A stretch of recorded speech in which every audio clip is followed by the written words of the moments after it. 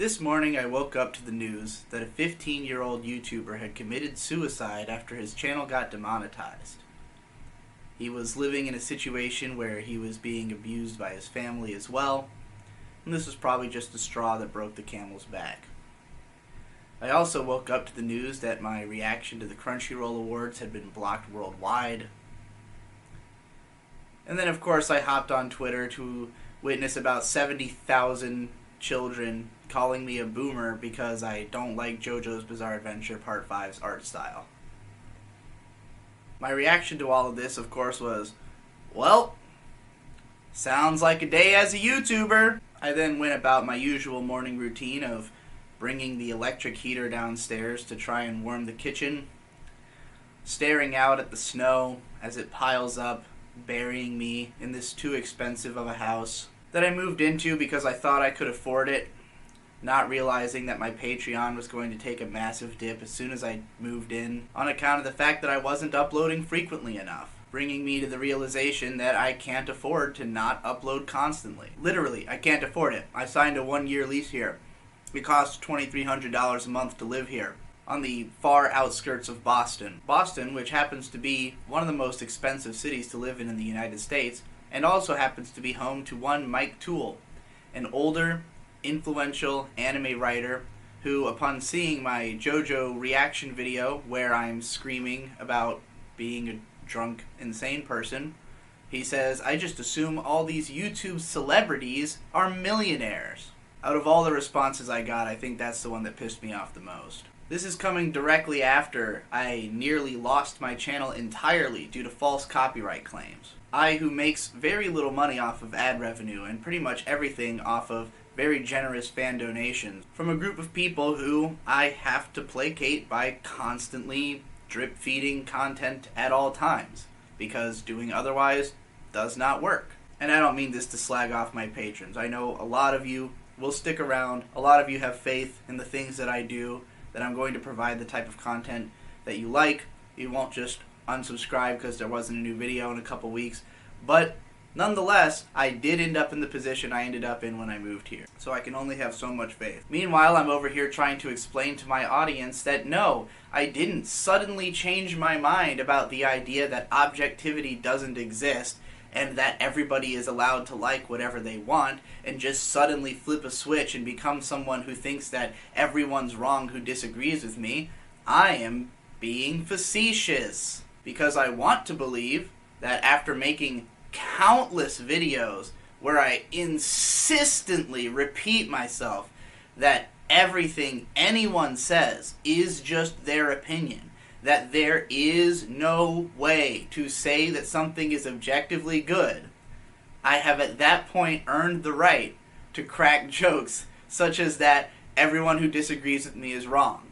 Because I would think that people would appreciate that as a form of self-parody of the character that I've been performing on this platform for fucking 6 years. Meanwhile, I can't find any particular content style that actually works, that everybody will agree with is the best kind of thing I could be making.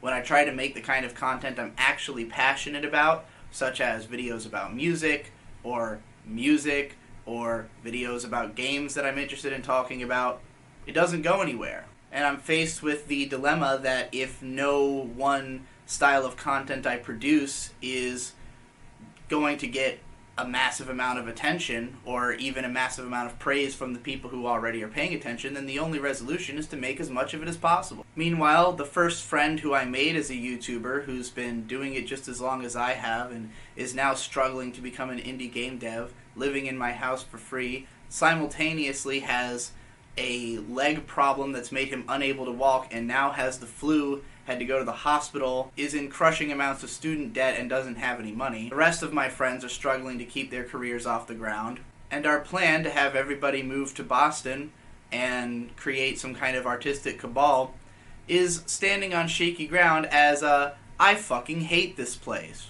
I live in a century-old house with shit electrical wiring and no central heat, and it snows for half the fucking year. And I'm contractually obligated to be here until May at the very least. Paying my editor is taking such a huge chunk out of my salary that I'm telling him currently that he's going to have to seek other revenue streams because I won't be able to pay him his full living wage going forward into the future if I have so little expendable income. Meanwhile, this is on the backdrop of channels being shut down for literally no reason every single day. People getting banned from Patreon because they said a naughty word. And more importantly than any of that, just the crushing reality of how fucking stupid almost everybody is.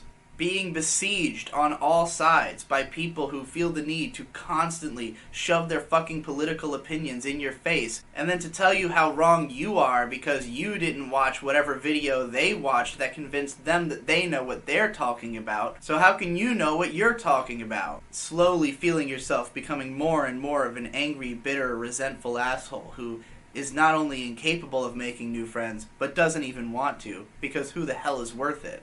And still managing to get to sleep every night feeling like you're one of the luckiest people in the world because you managed to find a wife who you actually care about and like enough that she can justify you continuing to live, even though you know that without her, you probably would have killed yourself a year ago. And in spite of all that rage and ire for humanity, you still find yourself bothering to try and help your emotionally unstable fans and friends because you want the few people who actually like you to feel good about themselves for at least a second. Meanwhile, half of everybody who knows your name thinks that you're a pedophile because you decided to take the most radical stance on free speech that you could possibly imagine. And you can't even fall in with any particular clique because there is none that actually represents your values enough for you to not butt heads with anybody in their community.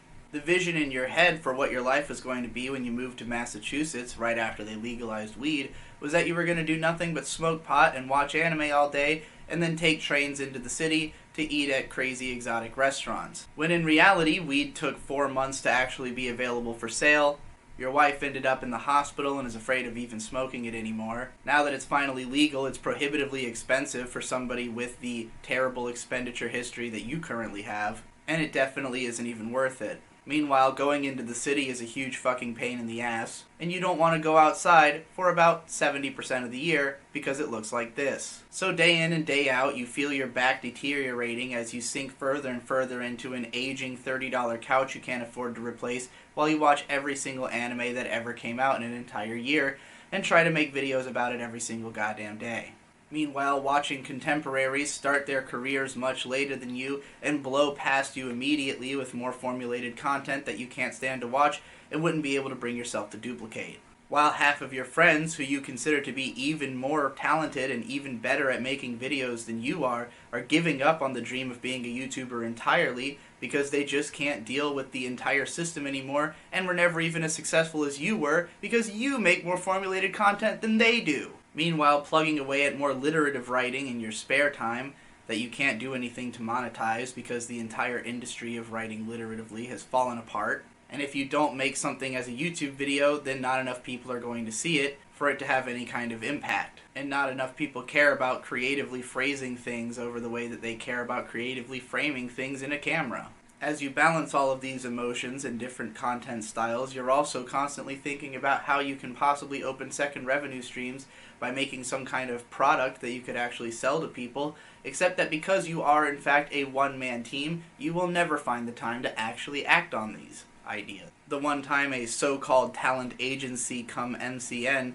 decides to work with you, they just take your money for a year and don't provide you any service until you have to struggle and fight to get out of your fucking contract. Meanwhile, startup businesses that seem interested in you turn out to be frauds that get driven off the platform. And because you make the decision to actually be honest with what goes on behind the scenes and let people know how you feel about the corporations that are trying to work with you, or about the people who are trying to work with you, inevitably you will burn all of those bridges. And they'll paint you as a guy who's just being an asshole. In fact, 50-something-year-old anime writers will accuse you of leading a hate mob because you said that you didn't like a cartoon. While about 50 YouTubers who live entirely on the ad revenue that they can generate from being controversial and insulting other YouTubers are making hit pieces about you, digging for every scrap of something they can say to paint you as a bad guy, because that narrative will literally line their pockets. And this is all while the art mediums that you care about because you grew up with them and they informed much of your mindset as a human being are either falling apart at the seams or moving in a direction you can't relate to. Yet the job market outside of what you do is also such a clusterfuck that you're not sure if there's any job that would actually be better than being a YouTuber. Higher and higher level jobs are being automated, and it's speculated that entrepreneurship is the only real way to guarantee safety in the future. The foothold of what people champion as norminess is dissolving underneath their feet. There is no going back. There is no return to a time before social media. There is no way to bring back the idea of the job that the Industrial Revolution brought about, because that revolution is over and we are already in the next. Yet your attempt to build a base of knowledge upon which to build so that you can continue and share your ideas is constantly being undercut by the short attention spans and lack of interest in going back into the past of the average audience member, necessitating you to explain yourself over and over and over and over and over and over and over and over and over and over and over and over again. Your hair is rapidly graying at age 27, and you're finding it harder and harder to kick your addictions to cigarettes and soda that you used to be able to give up at random, and now you suddenly find absolutely necessary to make it through the day. On the backdrop of your naturally deteriorating health as you enter a new stage of life and start having things like stomach problems that you never had to worry about as a youngster.